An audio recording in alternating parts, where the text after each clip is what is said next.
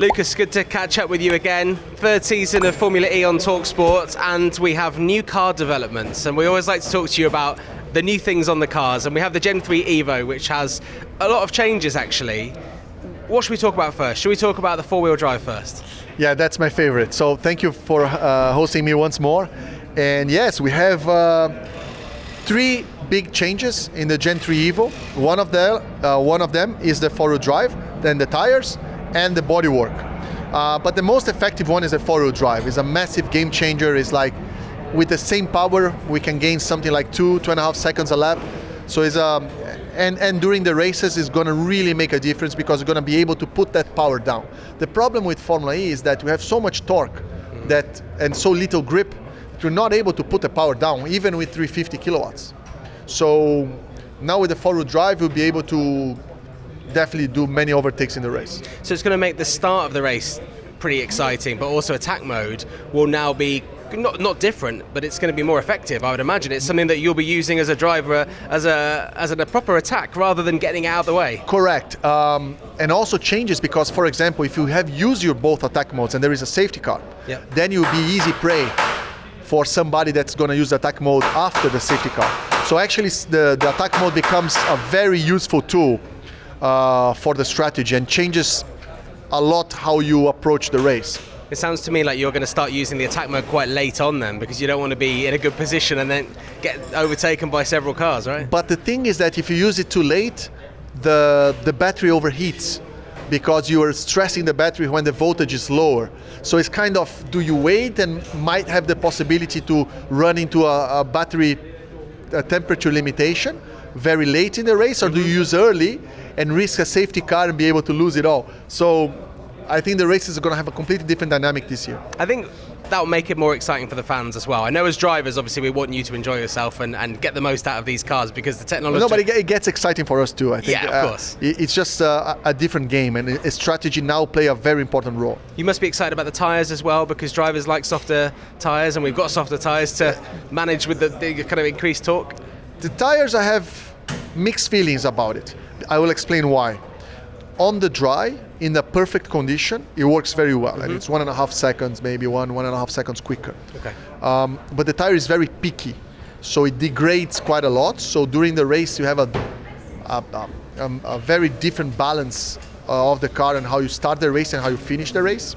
A bit like the F1 tires in a way that it degrades quite a lot, which we didn't have last year. And in the wet, the tire is much worse. So we already had bad tires in the wet. Now it's even worse. So I'll be very concerned on a wet race. I think we can see a lot of mistakes from the drivers. We saw a wet race in your home country only last weekend with Max Verstappen. I mean, as a driver, we've heard all week on talkSPORT, people like Christian Horner has said it, and Gunther Steiner has said what an amazing drive that was. Just because you mentioned the wet conditions there and it's Brazil, I have to ask you, I mean, was that a seriously impressive drive from your point of view? I haven't watched the full race. I watched some of the highlights. And Verstappen was impressive already before. I think already maybe 2 or 3 years ago, there was wet in São Paulo and he was in a pace of his own. I think he won the race as well. Yeah. So he has something that he knows that the others don't in São Paulo. And the race he did was probably, you could only compare to probably something like Senna in Donington when he started, I think 5th or 6th, and in 2 laps he was leading the race. So very hard to see such a discrepancy in performance between him and the others. So it was very impressive to see. Exactly what Christian Horner told us earlier today. Oh, really? So yeah, good. You're in good company there. Okay. Obviously Brazil is coming up. It's the first race of the season, which must be extra special for you as it's your home race. Yes. It's very good that Brazil opens the championship. I think that gives even an extra special feeling. For us, it's probably the worst race of the season because the car is we're just getting started to understand this car. So we need to learn as quick as possible. So in Brazil we have any chance, but we're gonna give it the best we can. We're gonna push it. We're gonna try. And Brazil, maybe it rains. Maybe the first race people like we discussed, somebody uses attack mode in a different way and we have a chance of grabbing a podium, that will be sensational. You have a new teammate this year, and I've already spoken to Zane, and you'll be able to watch the video on the talkSPORT Motorsports channel as well. And he said that you're twice his age, which he worked out the other day. Which, I mean, it sounds crazy, but you're both pretty young still, really. But it must be good for you now to be able to impart your knowledge and your understanding of this car onto a young driver who's just made the jump from Junior Series into his first proper race drive. Yes, I was telling Zane that when I was his age was my first Formula 1 test. Back with the Renault in 2005 with the V10s. Wow. So okay. Long time ago. But yes, Zane is 21. I just turned 40, and I think it's a good mix in the team. We have a talent, also experience, also very well prepared, coming from Formula 2, very quick, has won races, led the championship this year, and is fully committed now to Formula E. And you have something with experience, like me, that has been in every single race of Formula E. So I think the team has chosen this pair with good intentions, and I think this mix helps me to keep pushing and helps Zane to understand, to get experience faster.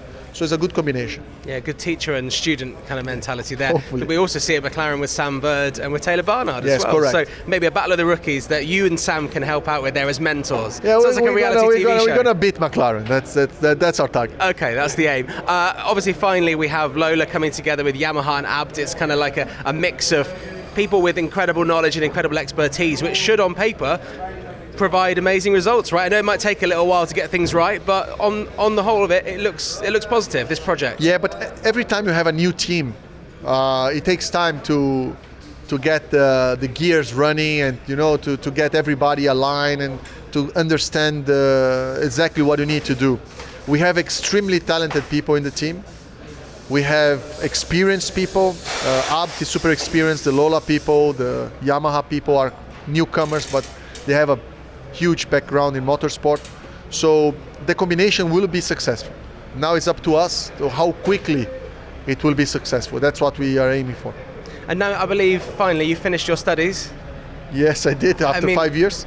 I mean, that's an incredible thing to do alongside having a motorsports career. I mean, it's a lot of focus and a lot of not much free time. You must have a bit more free time now. Yes, this special. So this course that I did is an executive MBA. It's very flexible on the timing. Right. So I could fill up the gaps while I didn't have races, while I didn't have tests, to go in there and study. But I still needed to go to Harvard to stay on campus, at least for a few months. And I managed to do so, and after 5 years I finished. So finally I have some degree that I can show my parents. I said, look, now you cannot complain anymore. Well, my next question is, what is next in that world? What does that degree unlock? What is the plan? Well, the plan is, of course, as in the next few years, to transition into a management role, hopefully in Formula E, but I'm open to any motorsport series. But my target is I know so much about Formula E. I know Formula E since day zero. So my target would be to help them to grow and to become bigger by providing the skills that I know and how can I apply the stuff that I learned. So that will be the target in a few years' time. Perfect. Well, you've already had a huge impact but on this series. But maybe FIA, maybe, who knows? Oh, well, keep your options open. You have had a huge impact on this series already as, being the first ever winner as well and, world as champion. a driver, but it's very different from running it. Of course. From strategic decisions. Maybe you could become the first driver to become a manager and win the first race of the championship as a driver and also as a manager, right? That would be pretty cool. That would be pretty cool. Yeah, maybe that's a good target. All right, cool. Well, look, we look forward to seeing what you can do out there in Brazil, and let's hope the weather's a little bit kinder than it was with F1. Thank you. Hopefully. Thank you very much.